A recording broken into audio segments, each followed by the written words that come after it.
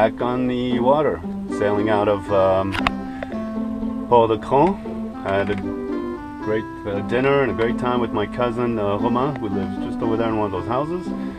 He eats delicious food and had seen him for about a year and saw his new baby, his wife, etc., etc. But anyways, we're heading to Geneva now. I'm trying to make it there today, this morning maybe.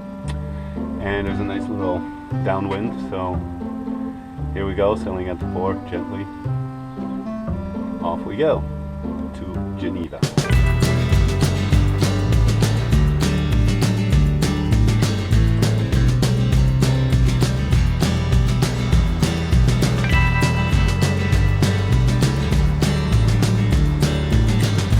Right behind the little private marina is my cousin's house, and that's where we had dinner last night with my brother Stefan.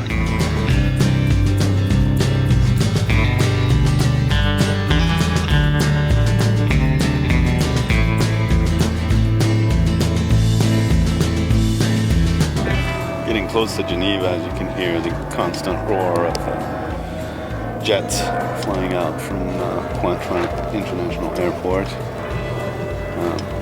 That's a little bit of the trouble of living here in this very exclusive area. You get the exclusivity of getting to hear the jets all day long and all night. Not all night, they stop at 12.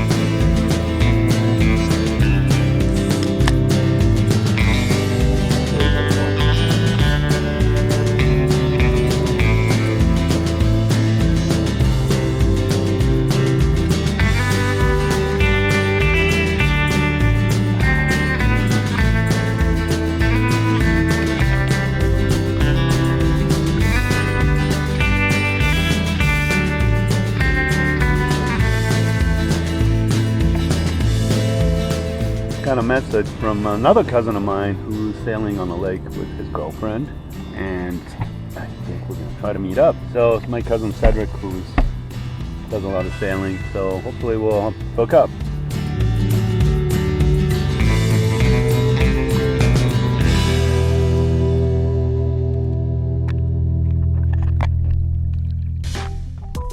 Covered a message in a bottle.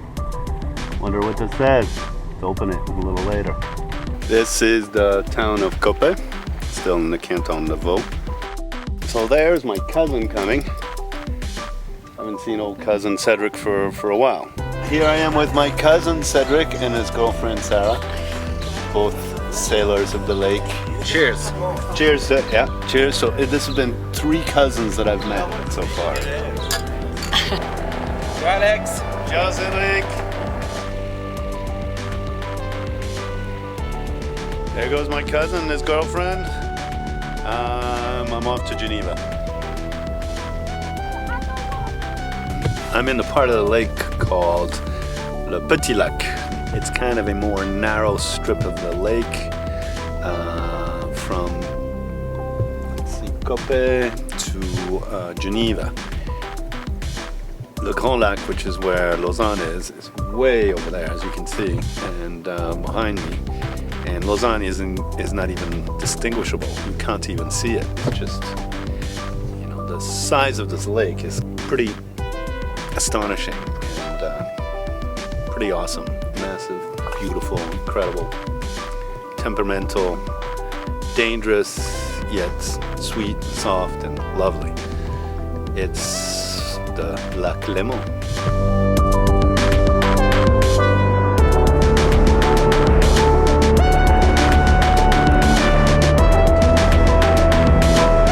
Laser over there. That's what I learned to sail on. If you get wet, you can capsize them, pop them over again. They're just fantastic to learn how to sail on. Damn motorboats making waves here. Guys, stop making waves. It looks like one of these big championship catamaran is being pulled out here to train or something.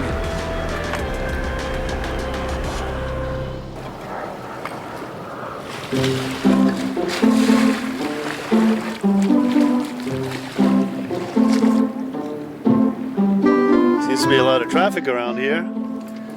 But it's all cool. Cute kids learning how to sail. It's fantastic. The little boats that they're using are called Optimist.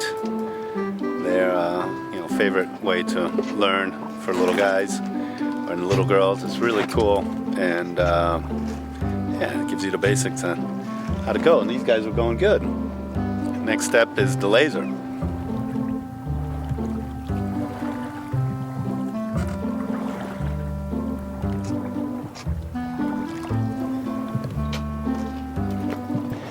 Here is the Versoix waterfront, and this whole area in the winter of 2012 was hit by this massive ice storm, and the place was completely different than it is today. Well, everything was just under an extreme freeze. The place was iced over with 3 weeks of incredible cold and winds, and waves came crashing over the rocks and created a spray that coated everything in its path with a thick coating of ice, and tons of boats were completely, destroyed. As a matter of fact, I took a lot of photographs there that were in a magazine article, and it was so striking that a new branch of the UBS bank bought one of my photos that is now hanging in the lobby. It's quite a beautiful photo. Here it is. This photo, my photo, is hanging in the UBS bank building. Quite a different environment, atmosphere, and temperature than it is today.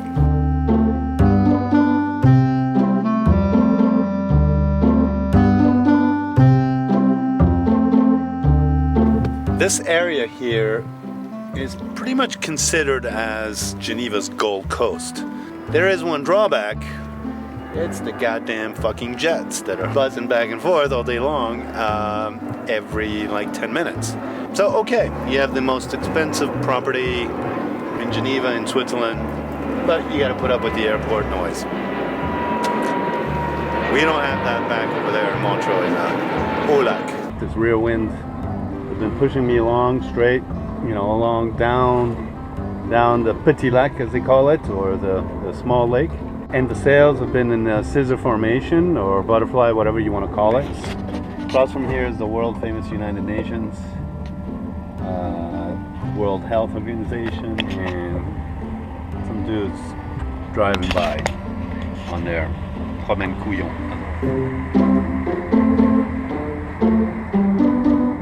Fucking annoying motorboats making these fucking annoying waves.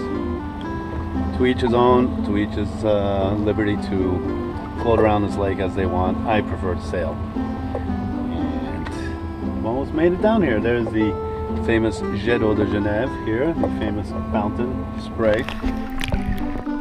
Quick swim before I get to Geneva to cool off.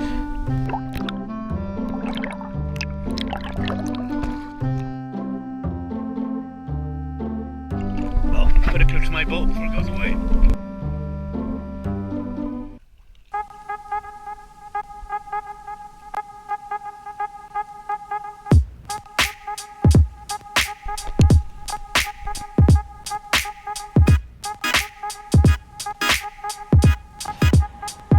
Here I am in Geneva, and I'm at the Port des Eaux Vives here in Geneva.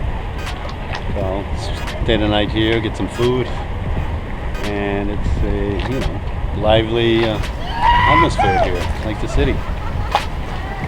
But Geneva's not really a city, it's just a small town.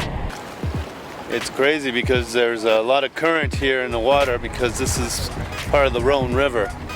So you can see the water moving, which eventually ends up in the Mediterranean. So when you dock here, you kind of have to turn on your motor because you start getting pulled by the current.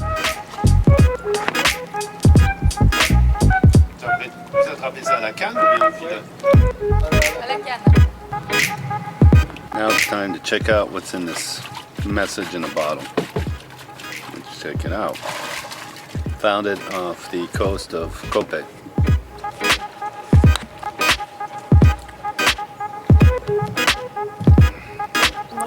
Michael. Hello. I used to be named Michael. I live in Coppet in Switzerland. Greetings from me, 11th of August, Michael. That was the message in a bottle. My neighbors here are cleaning a fresh catch of perch. I tried to be friendly, but they were somewhat aloof. The people here have a kind of arrogance the rest of us Swiss dislike. The Genevois, as they are called, are our Parisians.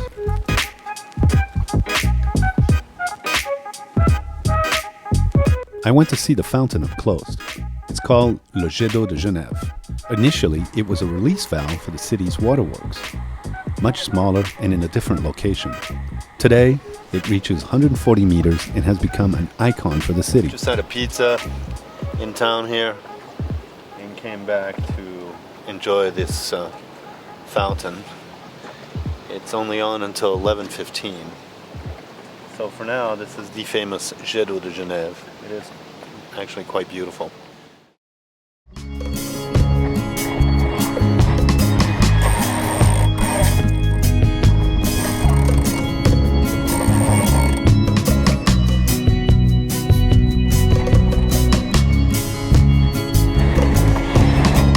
I loved this part of the cruise.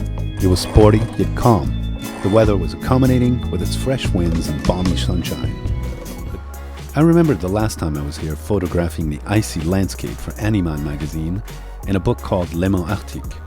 It's hard to imagine that it was so far below zero, and the wind called La Bise threatened to blow me over the edge like an ice skate in the frozen rough waters.